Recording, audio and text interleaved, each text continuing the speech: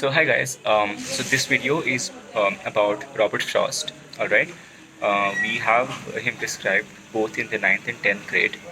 So I thought, why not make a video, talk to people who also admire Frost, and ask them, as to why they like Frost and what is it that makes him different from his contemporaries, because Frost is widely, liked and his work is widely read. So just to sort of get different perspectives, we have a few people talking about their favorite poems, what makes them like Frost, and stuff like that. All right. So enjoy the video, and yeah.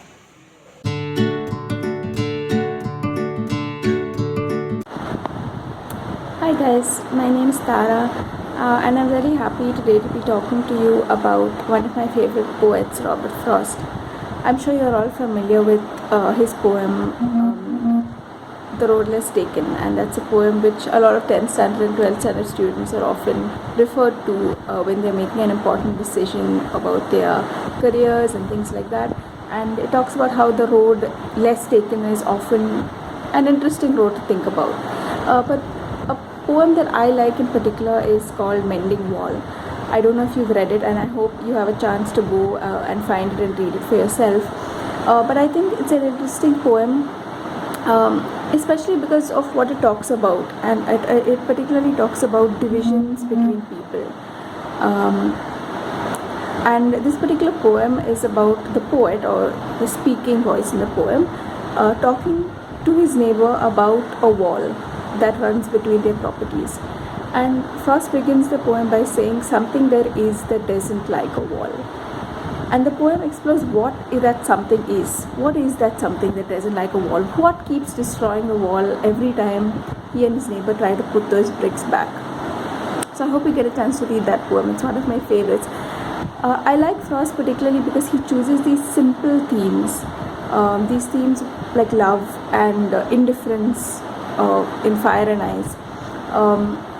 Like taking decisions, like taking unusual decisions, like in The Road Less Taken, or like in Mending Wall, where he talks about something as simple as a wall and the implications, or what does a wall really mean between two people.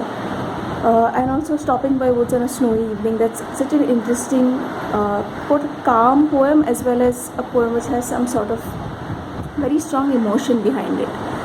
So I hope you get a chance to read a lot more of Frost poems besides the ones that I know you will read in class. And I hope you enjoy them too.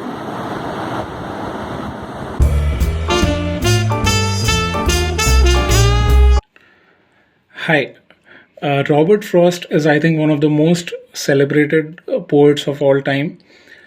The first poem that I ever read, written by Robert Frost, was, of course, Stopping by Woods on a Snowy Evening.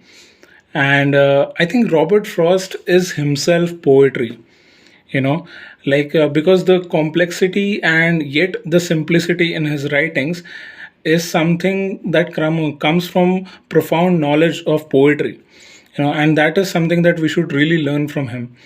And I think there is one thing, the depiction of village life that Robert Frost has shown in his poems, that is something every budding writer should learn from.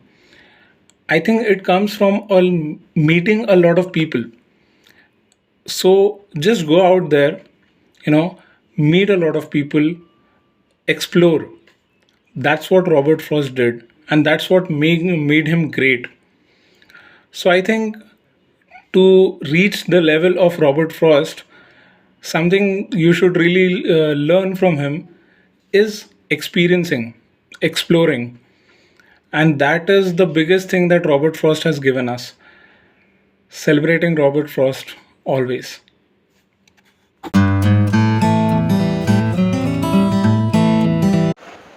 At the onset, hi, thank you, Sandeep, for always forcing me to think, provoking thought rather.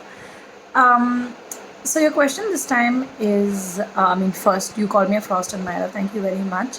I don't really know whether I admire Frost, but I definitely like him his poetry is in comparison to the poetry written by other so-called classics of the time. So that's true. I do prefer Frostian poetry. So I think the reason why I really like Frost was because his poetry has always seemed very real to me. Like it has come across as timeless poetry. I'm going to just be quoting from three poems: "The Road Not Taken," "Fire and Ice," and "Stopping by the Woods on a Snowy Evening." And these poems, I don't think I'm ever going to forget these three poems because, firstly, they've been drilled into our heads. We've been taught these poems over and over again, and now I'm also teaching my students these poems.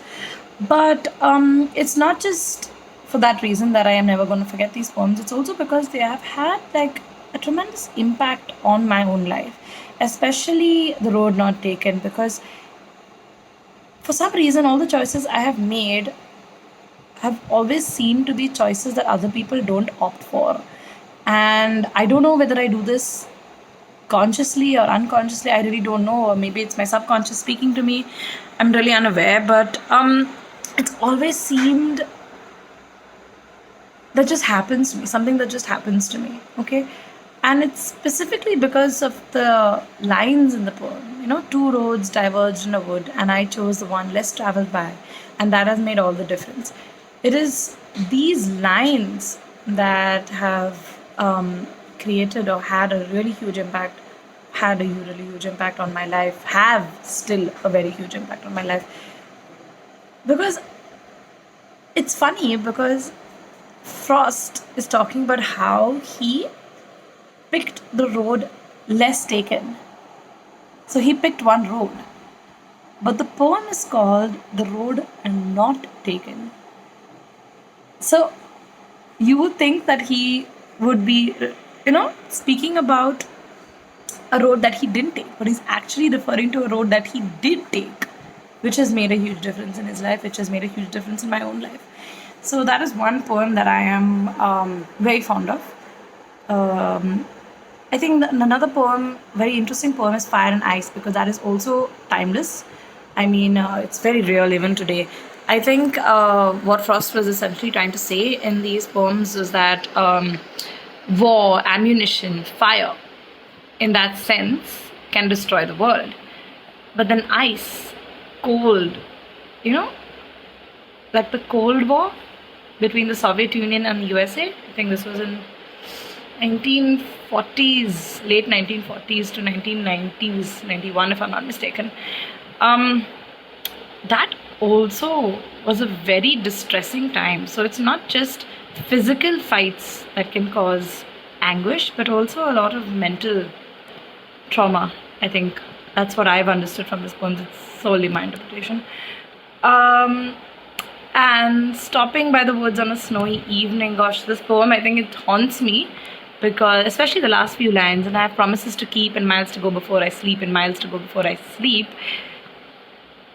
It's relevant to everyone. I think these three lines are relevant to the same person in different ways at different points in time. Like, for instance, during my school days, my mother would tell me, study well, okay? Like, study hard, like, put in that 100%.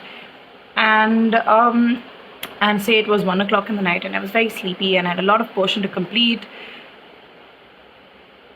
And for me, these were the miles to go before I sleep because this was the promise I had to keep. I'm taking these lines very literally, I know, but they are relevant. And even today, when I teach my students, when I'm preparing for a class, I can't just read a text and go, that's not preparation. I have to anticipate the kind of questions my students are going to ask me. I need to know about the background. I need to know about the author. So there's a lot of reading that goes into one single class. So, and it doesn't matter how tired I am. This is the promise I have to keep to my profession.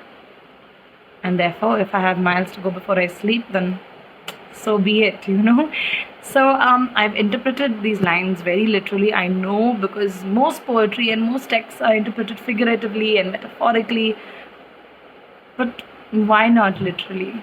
I always wonder, why can't we just interpret them literally?